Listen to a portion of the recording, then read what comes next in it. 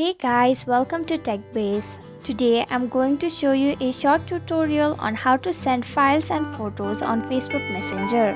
It's pretty simple, so let's get started. First, open Facebook Messenger on your mobile device.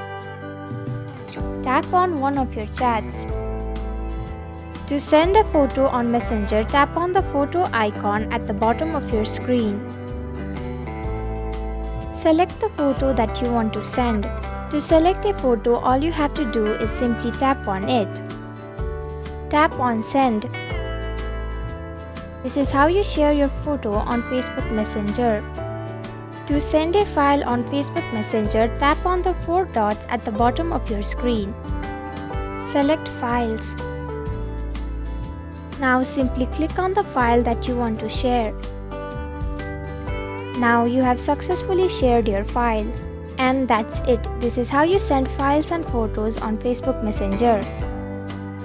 Thank you for watching TechBase. I hope you found this video helpful. If you did, then please hit the like button and comment down if you have any questions or feedback.